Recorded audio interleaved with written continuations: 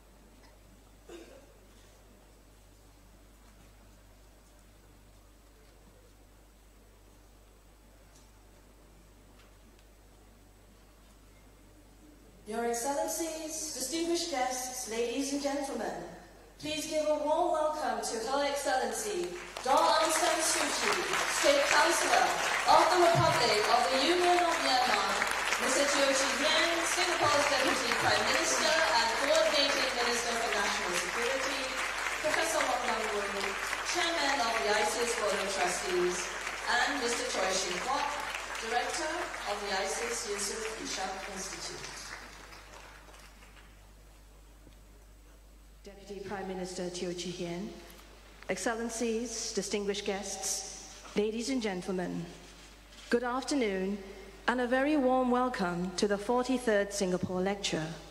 The ICS Yusof Ishak Institute is privileged to host this lecture entitled Myanmar's Democratic Transition, Challenges and Way Forward, which will be delivered by Her Excellency Daw Aung San Suu Kyi, State Councillor of the Republic of the Union of Myanmar. It is now my pleasure to invite Deputy Prime Minister Mr. Teo Chee Hean to take over the lecture proceedings. DPM, sir. Some introductory remarks.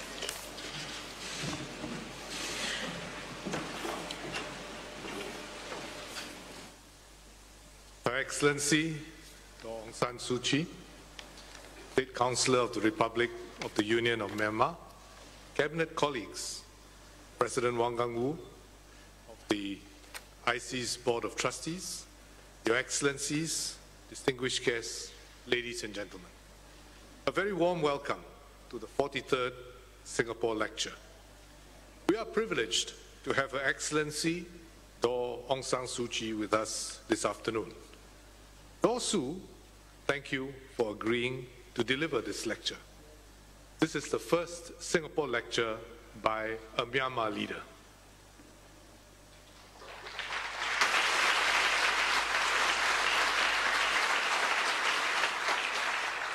Her Excellency needs little introduction.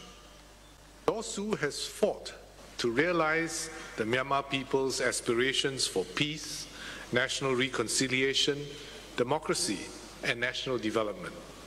She was under detention for more than 15 years, but remained resolute and dignified in her pursuit for democracy in Myanmar. In 1991, she was awarded the Nobel Peace Prize. Following a wave of reforms which opened up the country in 2011, Daw Suu led her party, the National League for Democracy, to successfully contest the 2012 by-election and then the landmark 2015 general elections. The NLD won resounding victories in both elections and formed the first civilian government in Myanmar in 5 decades. Daw Suu's speech to us today is timely. Myanmar stands at an inflection point. Myanmar faces a number of challenges. First, while Myanmar continues its political transition, the country also has to grapple with the difficult issue of unifying its diverse ethnic groups. As State Councillor, Daw Suu has made national reconciliation a priority. The NLD government has convened 3 sessions of the 21st Century Panglong Union Peace Conference for the various stakeholders in the country to find common ground and lay the foundation for a federal democratic Myanmar. Second, the NLD government has begun liberalizing Myanmar's economy, a process which will uplift the lives of the Myanmar people. Myanmar is strategically placed to build connections to 3 of the world's fastest growing regions, here in Southeast Asia, South Asia, and Northeast Asia. Myanmar's youthful and hard-working workforce, abundant mineral and agricultural resources, and rich tourism potential mean that Myanmar has the potential to become one of the region's success stories. Third, there is an urgent need to ameliorate the communal tensions and humanitarian crisis in Rakhine State. This is a complex issue with deep historical roots. Singapore and the ASEAN community encourage Myanmar and Bangladesh to press on with their shared commitment to facilitate the voluntary return of displaced refugees in a safe, secure, and dignified manner and without delay. As a multi-ethnic society, Singapore understands that bringing together different communities is not an easy task. We know that maintaining harmony is a constant work in progress. Daw Suu is familiar with Singapore. She has met many of our leaders over the years. She has also visited Singapore a number of times, most recently in November 2016. As a long-standing and steadfast friend of Myanmar, Singapore stands ready to support the Myanmar government's efforts to foster reconciliation among its various communities and bring peace and prosperity to all the people. We will continue to exchange experiences and expertise in areas that our Myanmar friends may find useful. Our strong and deepening economic linkages are a highlight of our partnership.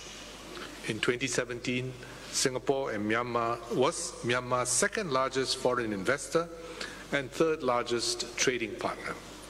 We hope to conclude a bilateral investment treaty this year, which will help take our economic cooperation to the next level. Another key pillar of our relations is our technical cooperation. Over 14,000 Myanmar officials of various levels have attended training programs in Singapore as part of the Singapore Cooperation Program. In 2016, we launched the Singapore-Myanmar Vocational Training Institute in Yangon to support Myanmar's efforts to train and upgrade its workforce. Our people-to-people ties are also growing from strength to strength. Over 146,000 Myanmars visited Singapore, while nearly 50,000 Singaporeans visited Myanmar in 2016. Excellencies, ladies and gentlemen, it is now my pleasure to invite Her Excellency, State Councillor Daw Aung San Suu Kyi, to deliver the 43rd Singapore Lecture on Democratic Transition in Myanmar, Challenges and the Way Forward. Let us welcome Daw Aung San Suu Kyi.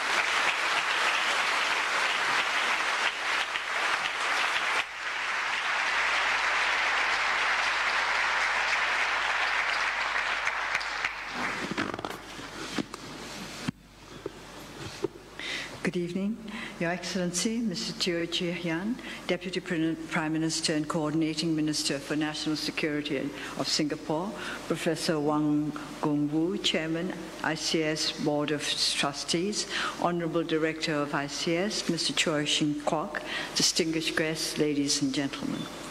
Let me begin by congratulating the Institute of Southeast Asian Studies on its golden anniversary and by thanking the Director of the Institute for inviting me to deliver the Singapore lecture. I particularly appreciate the opportunity to speak here today on the challenges and objectives of our democratic transition as Singapore is the chair of ASEAN this year. Our ASEAN friends have been generous with necessary help and support as we negotiate the passage of an intricate transition. They have demonstrated the value of regional solidarity based on shared experiences and aspirations.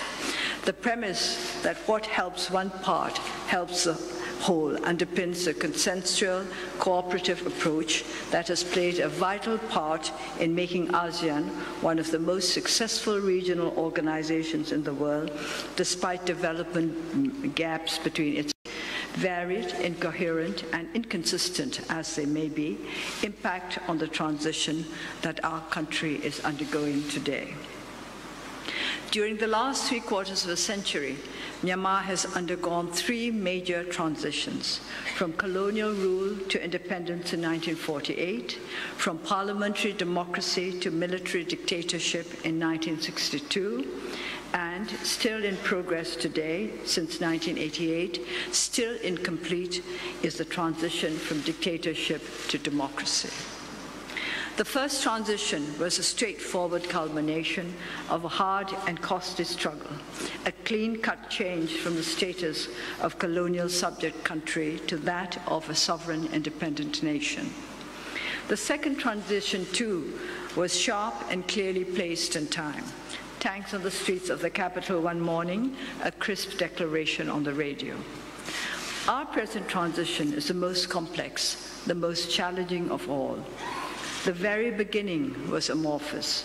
There was nothing so definite as the lowering of one flag and the raising of another, no brief staccato announcement to mark the completion of one phase and the beginning of another in the life of our country. Several incidents, each in itself seemingly at the time of minor importance, fused together to become the force that launched a nationwide uprising for democracy. The uprising was put down quickly, but nevertheless, it opened the gates to the rocky protean transit path that we continue to tread today. Democracy in 1988 meant for our people the opposite of all that they had associated with the Burmese way to socialism. A passion to slough off the oppressiveness of a one-party system with undertones of military despotism seized the whole country. The people cried out for an end to declining standards, to drabness, to the erosion of individual freedom.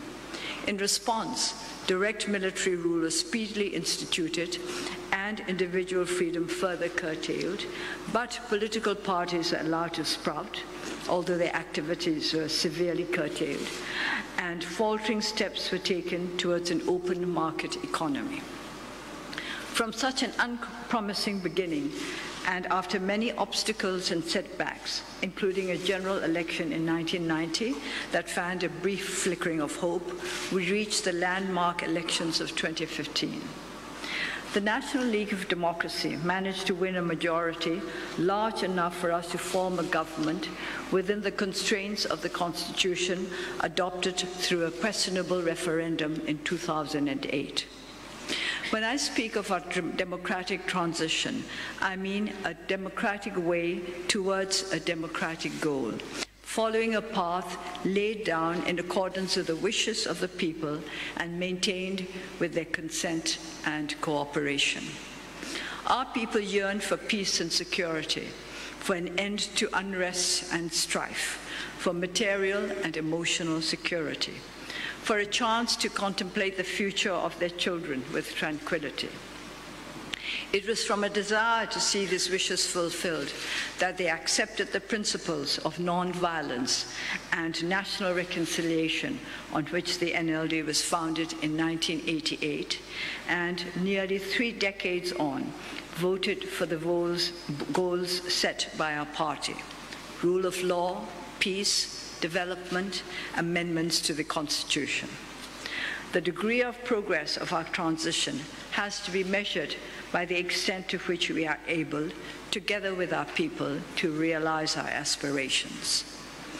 The Myanmar Sustainable Development Plan, which could also be seen as a roadmap for our transition, identifies 5 goals supported by 3 pillars. Goal 1 is peace, national reconciliation, security, and good governance. And goal 2 is economic stability and strengthened macroeconomic management.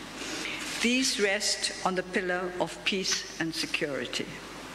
Goal 3 is job creation and private sector-led growth, held up by the pillar of prosperity and partnership.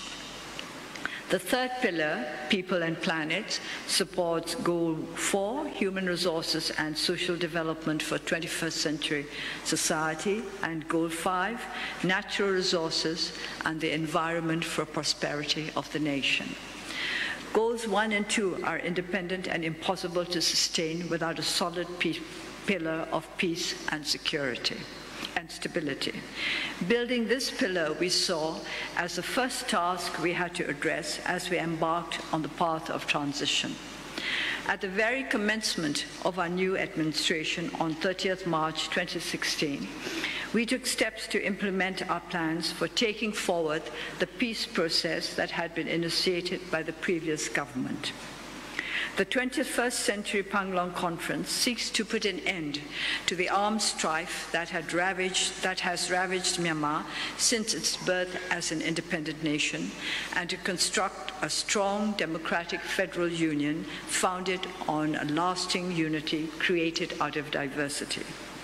We had learned from the experiences of other countries that the path of peace processes seldom run smooth and unimpeded.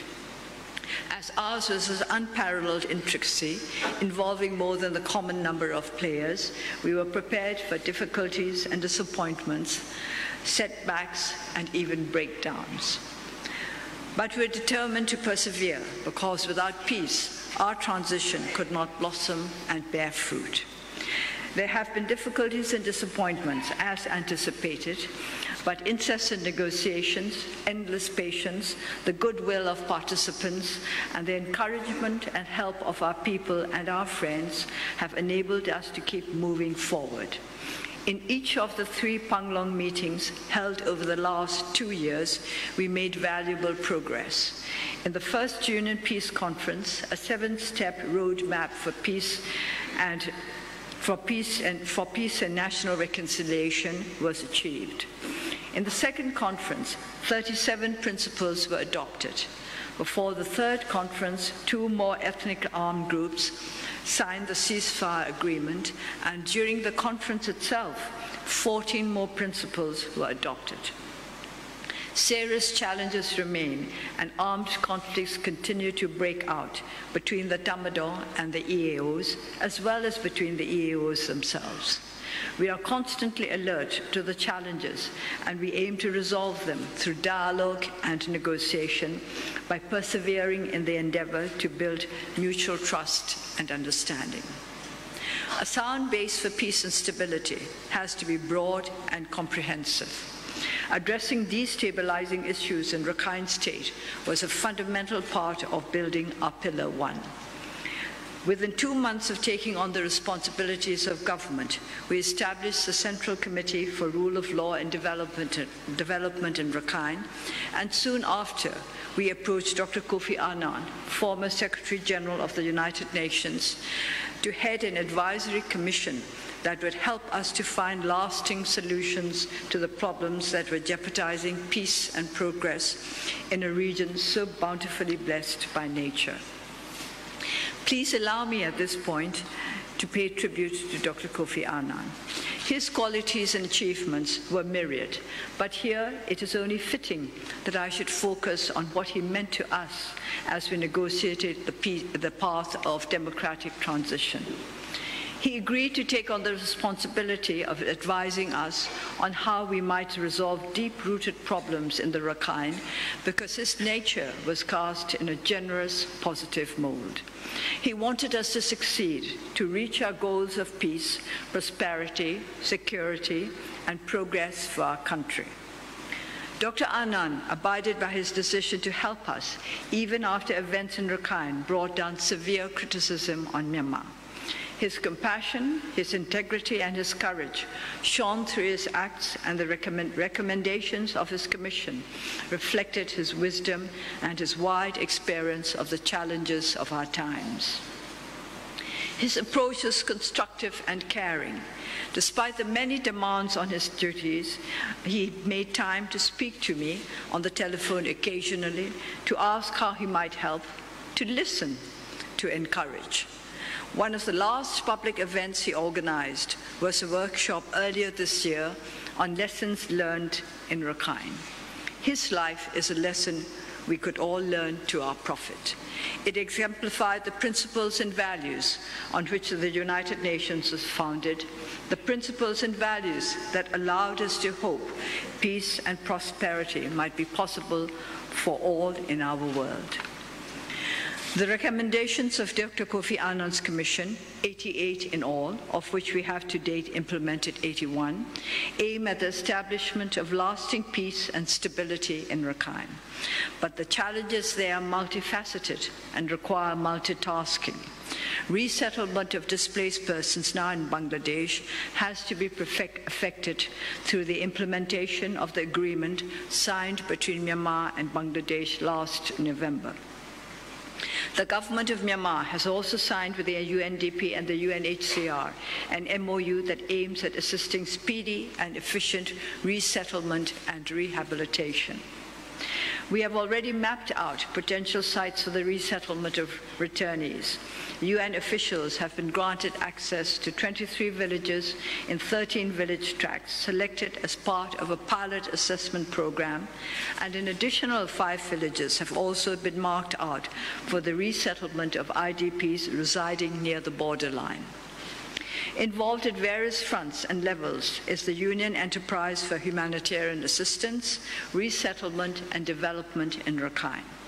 It is an enterprise that brings together peoples and organizations from all parts of the country to work with the government to bring Rakhine into the orbit of our national plan for sustained development. The Advisory Board for the implementation of the recommendations of Dr. Annan's Commission, chaired by Dr. Surakiart Sathirathai, former Deputy Prime Minister of Thailand, submitted its final report last week. I would like to express my sincere thanks to all the members of the board for a balanced and viable report. On their recommendation, an independent commission of inquiry, led by Ambassador Rosario Manalo, an eminent diplomat from ASEAN, has been established. The commission met for the first time in Naypyidaw on 15th August and will be commencing their work next week. We share deep sympathy and concern for all displaced persons, especially women and children. There are around 4 million Myanmar migrant workers and displaced persons at present in Thailand. Our two countries have succeeded in working together to resolve the issue amicably in the spirit of good neighborliness. Today, the majority of our workers have been legally registered, and both employers and employees have benefited from the improved arrangements. The return of displaced persons to our country is also working smoothly as a result of close consultation and cooperation between Myanmar and Thailand. Similarly, we hope to work with Bangladesh to effect the voluntary, safe and dignified return of displaced persons from northern Rakhine. We have reached out to Bangladesh by sending ministerial delegations to Dhaka, and last week the Bangladeshi foreign minister was invited to Myanmar to see at first hand preparations we have made for the resettlement of returnees. During his visit, both sides agreed, inter alia, to deliver on commitments made to speed up implementations of bilateral agreements on repatriation and to set up a hotline between the two countries at the ministerial level. We also recognize the crucial role of the United Nations in addressing an issue of this nature. We facilitated the visits of the permanent representatives of the UN Security Council members, together with representatives of neighboring countries and the ASEAN chair, Singapore. We welcome the appointment of Ambassador Christine Burgener as Special Envoy of the United Nations Secretary General. She has already opened her office in Naypyidaw. We believed that our engagement with Ambassador Burgener will be positive and fruitful. The danger of terrorist activities, which was the initial cause of events leading to the humanitarian crisis in Rakhine, remains real and present today. Unless this security challenge is addressed, the risk of intercommunal violence will remain. It is a threat that could have grave consequences, not just for Myanmar, but also for other countries in our region and beyond. Terrorism should not be condoned in any form for any reason whatsoever. We thank all our friends near and far who are helping us in different ways to resolve the challenges in Rakhine and thus helping our nascent transition to succeed. At this critical time, members of ASEAN and other friends can play a role by helping Myanmar in the implementation of Dr. Anand's recommendations in such areas as strengthening rule of law and strengthening educational and health infrastructure to help promote social harmony and peaceful coexistence. We who are living through the transition in Myanmar view it differently from those who observe it from the outside and who will remain untouched by its outcome. For us, it is the broad, all-encompassing map of the future of our country, as well as the small details of our everyday life. Our approach has to be holistic and inclusive. We necessarily have to prioritize, but we cannot afford to neglect even low-priority issues. The outside world can choose the issues on which they wish to focus, and after Rakhine, the one that is attracting most interest today is foreign direct investment. We place high importance on investment, but within the context of our wider needs. We want Myanmar to be business-friendly, an environment where investors can be comfortable and secure, and where their interests can merge harmoniously with our development aims. Our new investment and company laws have been carefully crafted to promote best business practices as well as good governance. Procedures have been streamlined to remove bottlenecks and accelerate the implementation process. The new chair of the Myanmar Investment Commission is here with us today, and he is ready to assure those who are interested that he is willing and able to facilitate business ventures. I shall not usurp his prerogatives, but however, there are certain things he would like me to tell you. ASEAN economic integration, coupled with innovation, free trade, people-to-people contacts, and regional connectivity, presents us with immense opportunities. Myanmar's recent economic surge is attributable to trade and investments from ASEAN and other East Asian economies. Myanmar and Singapore, strategically located at the crossroads of this economically vibrant region, have a pivotal role to play in ensuring the continued economic growth and prosperity of ASEAN countries. We can combine our comparative advantages to our mutual benefit and to the benefit of this region. Myanmar is the largest country on mainland Southeast Asia and is endowed with both arable land and natural resources, from forest products and minerals to natural gas. It also has a sizable population and a youthful workforce. Singapore, on the other hand, is one of the world's most reputable financial and trading centers, as well as a transportation hub. It is well equipped with world-class infrastructure that includes sea and air links and telecommunications. It is not only located in the heart of one of the fastest growing regions in the world, it has a skilled workforce and technical know-how that makes it a leading investment partner in the region. Foreign investment in Myanmar reached $8 billion last year, and more than half of it came from Singapore. The future remains bright as Myanmar and Singapore work to promote trade through a bilateral investment treaty. The investment that is paramount for our transition is investment in our human resources. It is also fundamental to our sustained development plan.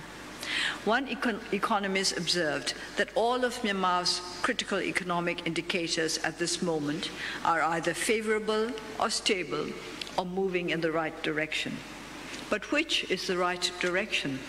The right direction for us is the one that will lead to an improvement in the quality of life of our people. Among the fundamental infrastructure requirements identified by our new administration in 2016 were roads and electrification, not only because these are among the basic requirements of potential investors, but because these are also essential to our investment in human resources. Better roads mean better access to health and education facilities, and lighting provides new opportunities for our people to achieve their potential. Over the last 2 years, nearly 3,000 miles of roads have been constructed or upgraded, with priority given to least developed regions such as Chin and Rakhine. And government spending on health and education has increased by 1.2% and 2% respectively. Some of the steps we have taken, which may not seem significant to observers, make a great difference to the lives of our people. For example, the number of midwives appointed by our health ministry has increased from 2 digits to 4. In our villages, the services of midwives are not limited to childbirth. They provide basic health care. By producing more midwives and by using modern technology to raise their capacity, we achieve a significant improvement in the health of our rural population. And our rural population makes up about 70% of our total population. On the education front, the recently published report of the Myanmar Living Conditions Survey 2017, the first of its kind, undertaken by the Ministry of Planning and Finance in conjunction with the UNDP and other international agencies, found that literacy has risen across generations. Generation gaps in literacy have closed at the national level, and the rise in the average literacy was predominantly driven by women. And school enrollment rates have been rising steadily. The survey covers population and demographics, energy and electricity, assets and household materials, water and sanitation, technology, including mobile phone, computer and internet, education and labor. In its own words, the report documents some stark overtime changes in lighting, education, goods ownership, and technology usage. But progress still needs to be made in some parts of the country where outcomes are lagging. The Myanmar Living Conditions Report deals with measurables. There are also unmeasurables, which are not just indicators of present conditions, but also of future prospects. As the time has almost come for me to conclude the lecture, I will just mention one of the most important indicators. Perhaps I might even say the most important indicator, which is the potential of our young people. Over recent weeks, I have had the opportunity to meet informally with school children ranging from primary to upper secondary school level. Physically, they are not as well grown as they might be, as they should be, reflecting the problem of malnutrition, an issue that the Ministry of Health and Ministry of Social Welfare are addressing as a priority. But how delightful they were, bright, polite, but not shy, eager to show off what they knew, but with an awareness that there was still much they did not know. Willing to learn, immensely teachable. What glittering prizes might such children not win for our country? Let us take a look. The first Global Challenge Robotic competition held in Washington, D.C. in July 2017. 163 entrants from 157 countries, and the team of engineering students from Myanmar came out sixth, first among all the ASEAN countries. It was a, thank you.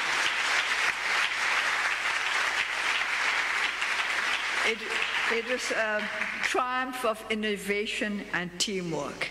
It was an indication of our potential, of how we shall find the resources to overcome the challenges of our transition. The greatest strength of a democratic transition, the involvement of the people, is also its greatest challenge. To weld together the will and purpose of millions into a whole that allows the wonderful diversity of our country to shine through is a formidable undertaking. I believe that our people have the capacity to meet this challenge and to carry the transition to a successful conclusion, which will be the starting point of a new, better era for our nation. And I believe that our ASEAN friends will be with us as we continue on our journey. Before I conclude, I would like to invite all our friends to join us in our journey. Our journey is not a simple journey, it's a venture. It's a venture into the unknown future. It's an adventure. It's an adventure in which we are all taking part. We have many challenges to face, many weaknesses that we must address, but we have confidence in the ability of our people and the capacity of our people to grow into these challenges.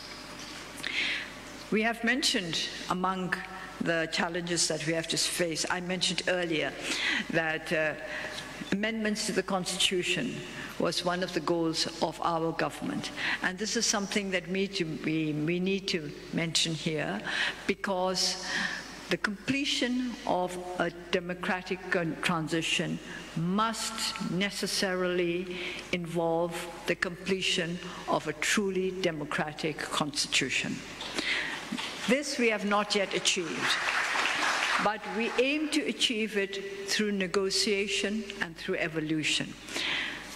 During my time in the legislature, from 2012 to 2015, we discussed amendments to the Constitution. We were, of course, a minority then, but we put forward our ideas. A country with 135 ethnic groups, how can we go forward without learning how to live with diverse ideas, diverse customs, diverse aspirations? To do that, we must learn to talk to one another, also to listen to one another. I'm very grateful for the opportunity of talking to you today, and I hope that you have been listening. We have often found that listening requires much more than sitting in a room and letting the sound flow in. We would like you to listen with understanding, listen with empathy, listen by putting yourself in our place, not the place of the government, but in the place of our ordinary people, of the citizens on the streets of our towns, in the villages, in our villages, in the fields. If you listen with their ears and you try to see with their eyes, you will have a better idea of what the real challenges of our transition are. They're not just challenges that the world sees, but the challenges that each and every one of our people sees for himself or herself. I am confident that ASEAN, better than any other part of the world, will understand our needs, because we have been through the same experiences of colonialism, of nation building, of trying to develop an undeveloped economy, of trying to educate an uneducated and educated citizenhood. I don't know what the proper word is. And we have been one of the best educated countries in Southeast Asia, but now we are trying to rebuild again. We are trying to put our people back again where they were in the days when Myanmar was considered one of the fastest developing nations in Asia. But we're not sitting on old laurels. That will not do us any good. We want to move forward, and we think we have the capacity to move forward. Listening there from Myanmar State Councillor Aung San Suu Kyi. She was delivering the 43rd Singapore lecture at the Grand Hyatt Hotel here in Singapore. Well, ahead of her speech, Singapore Deputy Prime Minister Teo Chee Hean delivered the opening remarks. Mr. Teo spoke of the urgent need to tackle the communal tensions and humanitarian crisis in Myanmar's Rakhine State. Singapore and the ASEAN community encourage Myanmar and Bangladesh to press on with their shared commitment to facilitate the voluntary return of displaced refugees in a safe, secure, and dignified manner and without delay. As a multi-ethnic society, Singapore understands that bringing together different communities is not an easy task. We know that maintaining harmony is a constant work in progress. The Singapore Deputy Prime Minister also acknowledged that the Rakhine crisis is a complex issue with deep historical roots, and Singapore stands ready to support the Myanmar government's efforts to foster reconciliation among its various communities. Mr. Teo also noted that Myanmar stands at an inflection point with the challenges including the national reconciliation of its diverse ethnic groups and its ongoing economic liberalization. Let's recap some of the key points made by Ms. Aung San Suu Kyi at her 43rd Singapore lecture. In her lecture titled Myanmar's Democratic Transition, Challenges and Way Forward, Ms. Suu Kyi took stock of the achievements of the Myanmar civilian government in the past 2 years. She spoke about the help and support Myanmar received from ASEAN in negotiating the passage of an intricate transition. Myanmar, Ms. Suu Kyi says, is crossing over from a long-established authoritarian system to democracy. When I speak of a democratic transition, I mean a democratic way towards a democratic goal, following a path laid down in accordance with the... Years is a long time. But what shall I say? Shall I just say what struck me most rather than what surprised me most? Was the fact that they would prepare little talking points for me whenever I had to meet a visitor. I thought, oh, this is very strange. I'm supposed to go with a little book and talk to my guests out of it. And that I found rather strange. I have to confess that I don't use these books. But my staff still assiduously prepares them for me.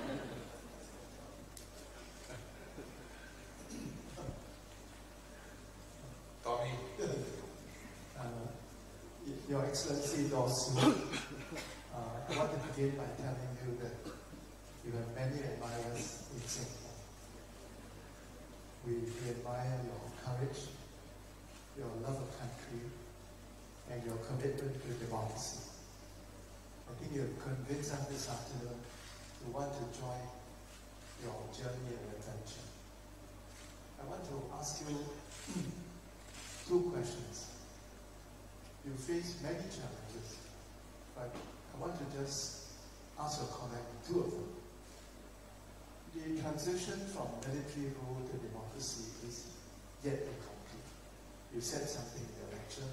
Could you share with us a few more of your thoughts on how we can complete this journey? My second question is about the economy. As you know, Singapore is the 2nd largest investor in Myanmar, and we want to do more. But our business people find your environment very challenging. I hope you will not be offended, and your minister... I would be offended, but I think I'm the chair of IMIC might feel offended. I hope you will not be offended if I refer to the fact that in the UN's list of countries for ease of doing business, you currently rank 171 out of 190 countries. It's a rough indication of the many challenges our business people face.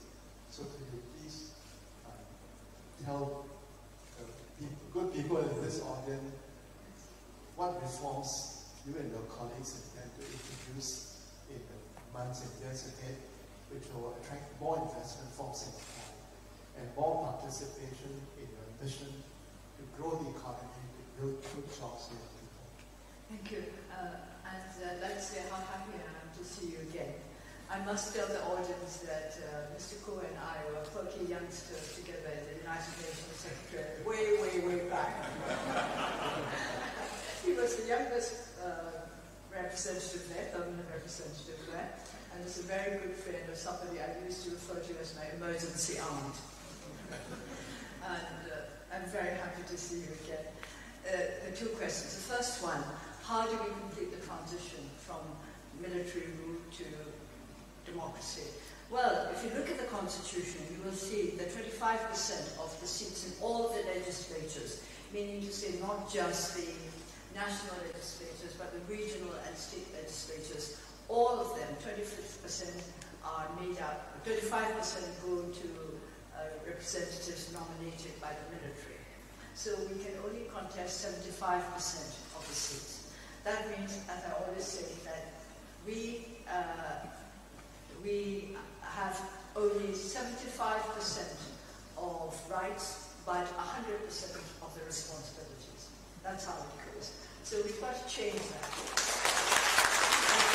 We've got to change that, and we have said that we want to change this. This is what we put this for our agenda forward officially during the last legislature when I was still there, that we wanted to change this. We must remove unelected representatives from the legislature, but we shall do that through negotiation and step by step, keeping in mind our need for national reconciliation. And there are other parts of the Constitution which are not democratic, and these also are the parts to do with the powers of the military. So all this will have to be discussed and negotiated and changed. But we want to do it. We want to do it in a way that will not hurt our people. We've had enough unrest in Burma. We've had enough trouble in our country. Our people have suffered enough. We do not want to lead. We do not want to encourage the kind of revolutions that turn that country upside down. We will be patient, but we will be persistent. We will do it within the framework of the rule of law. With regard to the difficulty of doing business in Myanmar, as I said, the chairman of our Myanmar Investment Commission will be very, very offended. He's smiling, of course, but I'm sure he's not very happy about it. And I have to say that, let me just say this, there's been a change in leadership in the economic world in our country over the last couple of months, and we're speeding up the process.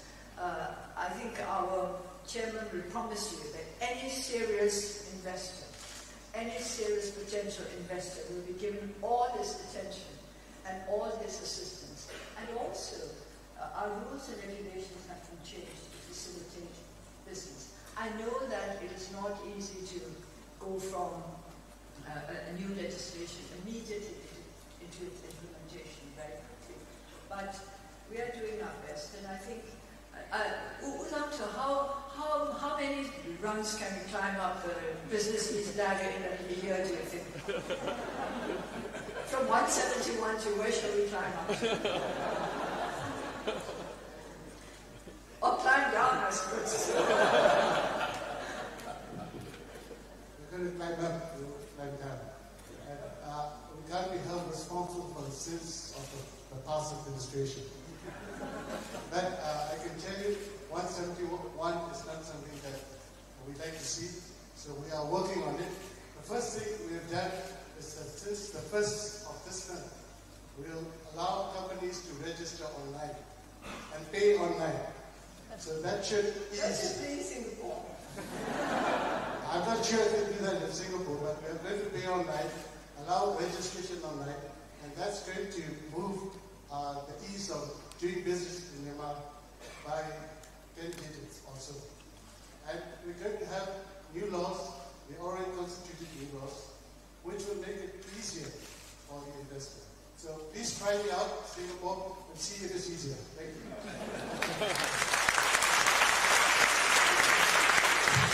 Well, thank you very much. I think your KPI has just been publicly set by the State Councillor. More questions, please. Perhaps from the center block here. We can invite some questions. There's a hand there. Yes, please.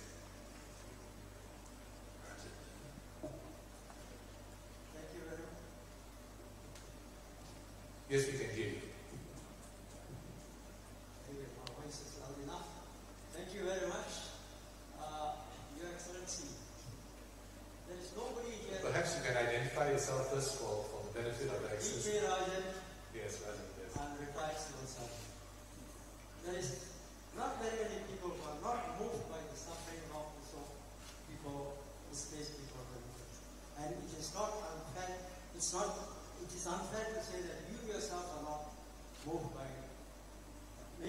critics.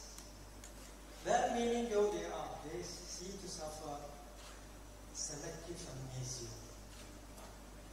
not addressing graver similar situations elsewhere. And also, among those innocent people, extremists embedded in them who have perpetrated similar abuses on people of other faith. Now, my question is, Your Excellency, what is the time frame of your government in solving this very pressing issue, which is very important for economic development? Thank you.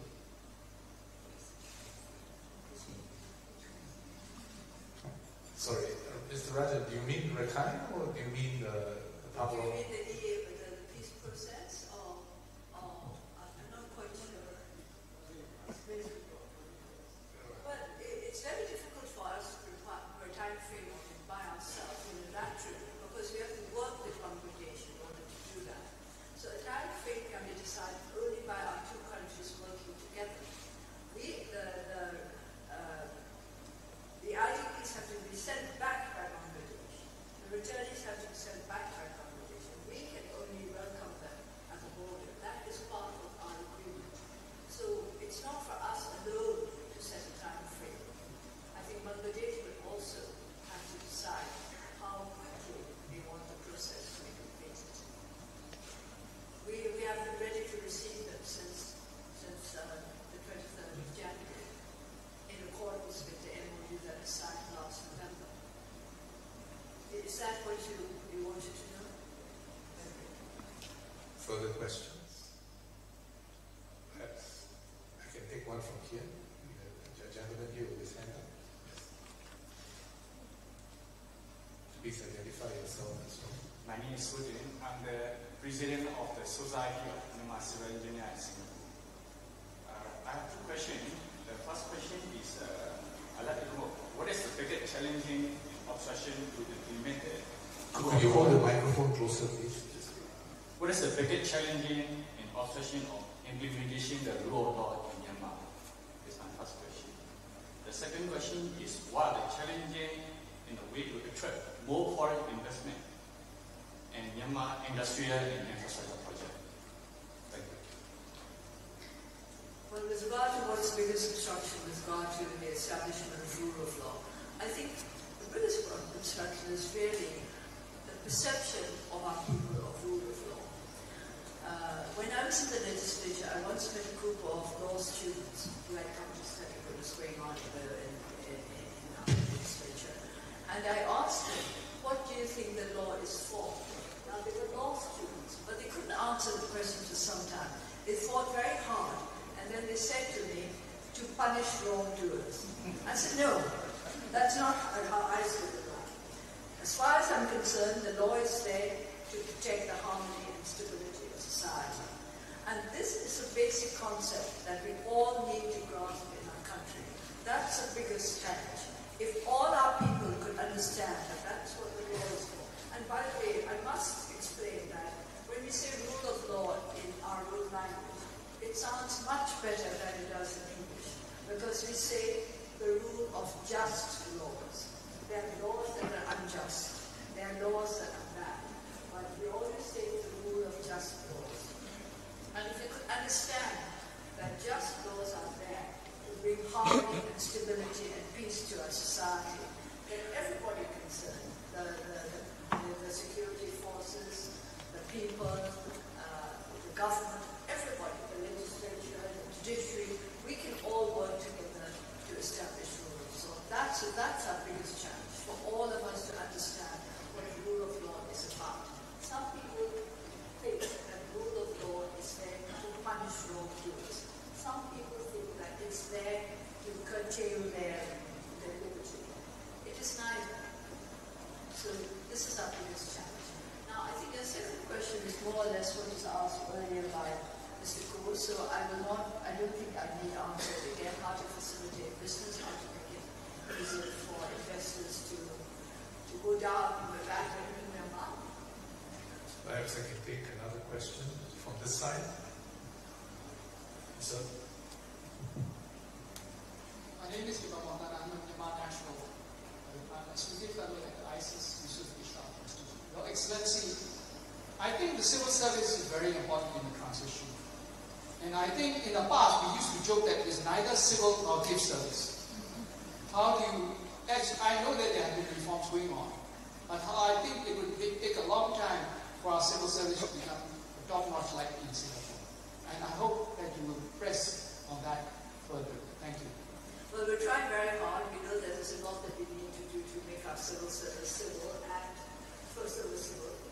and also we want a civil service that is people-friendly and efficient. Now, the problem is that our education system was really not up to standard over the last 30 or 40 years, which means that we've lost about 2 generations. Before we contested the elections in 2015, I made a very simple calculation, and I came to the conclusion that our best educated people would have retired from the civil service by the time our government came into office. And this is exactly what had happened. So this is a big challenge. But on the other hand, I find that our people have an ability to learn quickly and to adapt to new situations. We still have those who are clinging on to old values and old ways, and teaching them to behave differently, to think differently is not easy. But we're doing it all the time. We're trying, and Singapore has been helping us in this. Singapore has been helping us in our venture to raise the capacity of our civil servants, and other friends as well. Other countries, international agencies have been helping us. But as I said earlier, our hope is in our young. Our young are quick to learn, and they want to progress. They do not want to be left behind by the rest of the world. And I do want to take the opportunity to thank all the civil servants who have worked so well for us since we came into office. It has not been easy. There have been some bad ones, and the good ones have tried to make up for that. And I myself cannot complain of the staff of my Ministry for Foreign Affairs.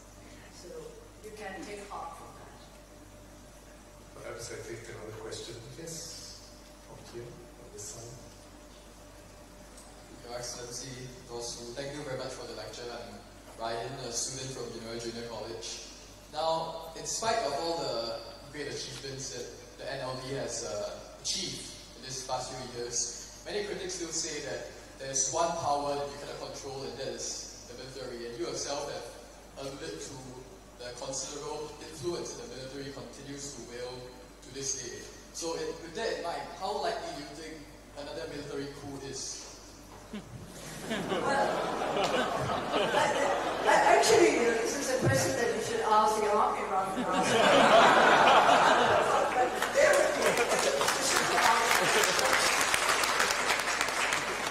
But let's put it this way. I don't worry unduly about such matters. Everything is a possibility in political life, as you know.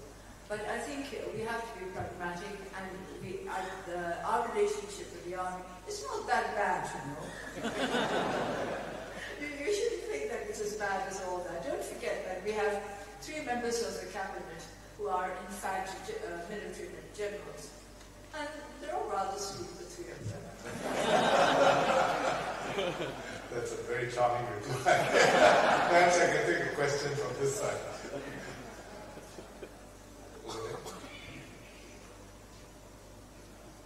Well, I'm lucky to get this chance. My name is Bapton. I'm a lawyer working in Yangon. Let me report to you, Your Excellency and Saya Udaltong. Last Saturday, I registered a company. I paid 215,000 Myanmar yen. On Sunday, one day after, I received the certificate of incorporation. Even during weekend, Daikai was working. I was very impressed. So this also share with all the participants here.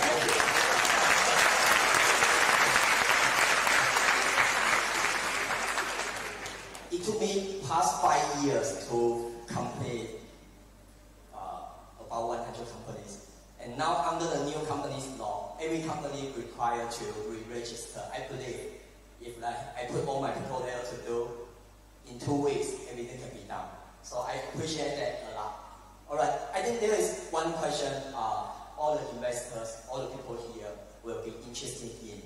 Another election will come, 2020, which is 2 more years. And what will be your prediction on the result?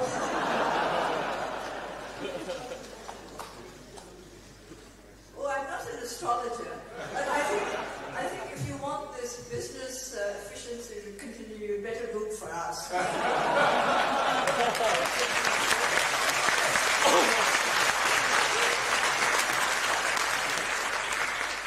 Perhaps we take another question further back there. I think there was a hand up.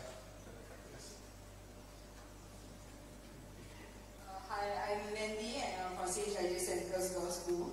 So recognizing the repatriation of the Rakhine refugees has already begun, there is some social stigma against the internally displaced people in the Rakhine state. So in this case, how does Her Excellency seek to reintegrate them into society? Specifically, could they be used to boost foreign investment and economic development in Myanmar? I don't think stigma is the word. I think it's prejudices and misunderstandings. These will have to be removed. But we all want to work together to make the Rakhine a prosperous and peaceful region. You know, it's one of the most beautiful regions of the whole country. Very few people have been to Rakhine, and foreigners who've been there have often told me that the beaches there are the most wonderful they've ever come across in the whole wide world. And there's great potential there. You are right. I think we should bring them together through development, through the kind of programs that will help them to prosper together. And I'm glad that you've asked this question because you are young. And it is young people who can overcome the prejudices that have divided their parents, their forefathers. So I would invite you to take part in our ventures to bring together the peoples of the Rakhine. There are many different communities in the Rakhine. I think I would like to take this opportunity to tell you that they're not just the Muslims and the Rakhines as most people think. There are Hindus there, there are Bro, there are Tet, there are Dainyak. These are small ethnic groups. And I particularly would like you to take an interest in the small ethnic groups because some of them are disappearing very quickly. They're down to 4 figures. They live in their own traditional ways. They are very peaceful. They are very people who are content with very little. But we must do everything we can to help them to preserve their culture, their traditions, and to help them to prosper and to join the rest of the country in our development plans. Dosu has agreed to take 2 more questions. Perhaps the young lady there.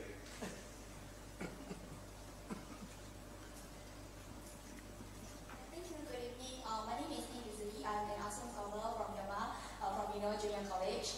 After studying here for about 4 years, I realized that there are a lot of areas in which our education system can improve, and I think that beyond like improving the literacy rate, I feel like there should be some subjects that like we should introduce new subjects to instill critical thinking in our students, and that's also like partly how you can achieve other goals like peace and stability, because you can like change people's mindsets. So my question is that in your list of priorities, where does the educational reforms rank, and how can youth like us, like who haven't graduated, like but how can we take small little steps so that we can contribute as our country to fly over the obstacles? Where does educational reform rank? Very, very high. I said earlier that our real investment is in our people, and that means health and education.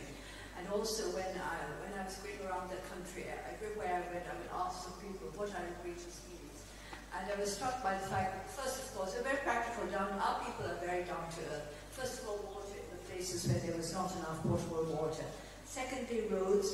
Thirdly, electrification. And fourth, always education before health. They thought that education was much more important than health, because they thought that education was a way to ensure their children's future. So educational reform is very much a top priority. It's not just teaching our children how to think or to catch up technologically with the rest of the world. It's also to create a balanced society. One of the issues that I find very, very challenging is that of making sure that our boys do as well as our girls.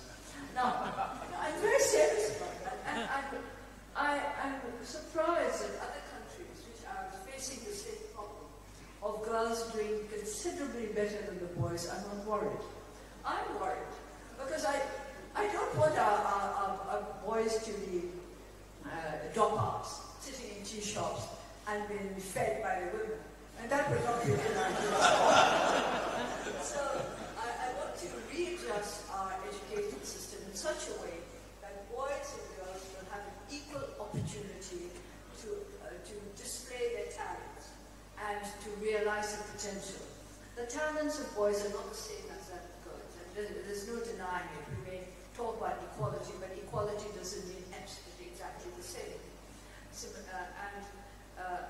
for example, I want to introduce certain subjects into our curriculum which will make us realize that boys have special talents. For example, art. Art, music, the boys do very well.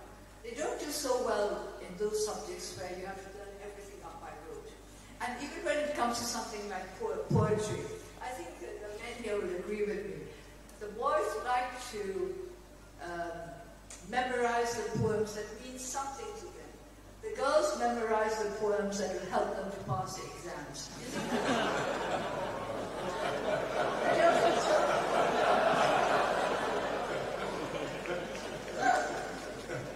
Well, now, isn't that nice? All the men are championing the women. And vice versa. So this is how it should work. But we really have to make sure that we improve our education system very quickly. And one of the things I was discussing earlier with the education minister was this, vocational training and also language skills. When we talked about our civil service earlier, one of our big weaknesses now is the fact that very few of our civil servants have adequate language skills, meaning to say their English is not up to mark. So we want to improve their language skills to enable them to engage with the rest of the world, and we want to concentrate on vocational training, because that is another area of which I'm very hopeful and very proud in our country, is that our people are taking to vocational education in a way in which some Asian countries are not. I think in many Asian countries, the perception still is that vocational training is second-class education. And I don't want that in our country. And I'm very happy because vocational training has taken off in Myanmar. People understand its value, and we are making a special effort to channel our young people into the vocational training school. And of course, we must teach everybody to think, and think in the right way. But that's not just for me, or even just for the Ministry of Education, but for all our people. We all learn together. Education is a process, and it's an inclusive process. Perhaps time for final question here.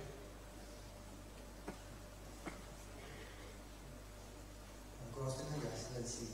I'm very glad you bring up the... Can you identify yourself? My name is Chin Hui. I'm the CEO of Traffic Europe.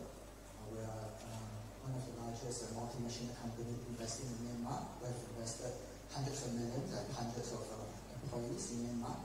I'm glad that you bring up the last point, because we have used VTTI students, which is a joint venture between the Singapore and Myanmar Vocational Institute, ITE venture. We find the students are very hardworking and are very eager to learn. So I'm very happy to hear, as a big foreign investor in your country, that they are taking the right steps. And if I also may address an additional point to the chairman of the investment board, that while you climb up the ladder, please also remember the existing investor, people like ourselves, who has invested hundreds of millions, who have outstanding deals yet to be approved. So if you look at the backlogs of investors. All right, please move the backlog. Thank you very much. I think this afternoon we've had a a most interesting lecture and question and answer session with Her Excellency Aung San Suu Kyi. The afternoon session has lived up to our expectations, I think, of all of us. And Dosu has addressed difficult and challenging questions, not ducked any of them, and done so in a way which is typical of Dosu, energetic, empathetic, elegant, erudite, and inspiring. Shall we say thank you to her? Thank you, esteemed State Councillor Dosu. Thank you, DPM too.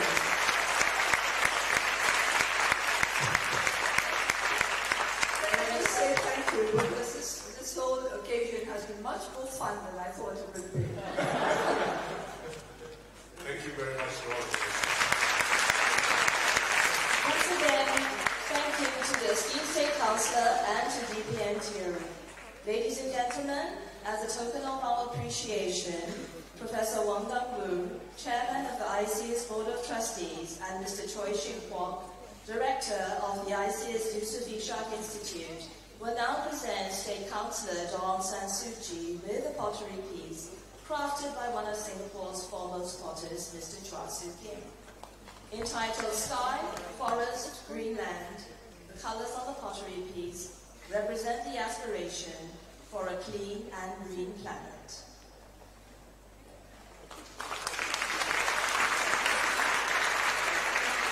To commemorate this special occasion, may I respectfully invite Amesu, DPM2, Professor Wang, and Mr. Choi to pose for a photo.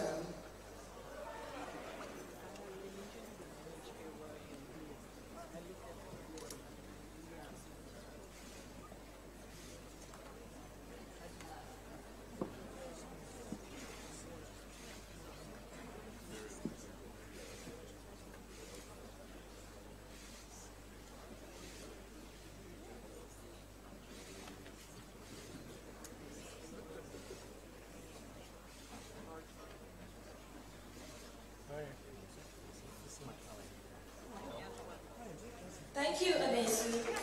Thank you, DPM. Thank you, Prof. Wang. And thank you, Mr. Choi. Excellencies, ladies and gentlemen, we have come to the end of the 43rd Singapore lecture. Please remain in your seats while our distinguished speaker and guests take their leave.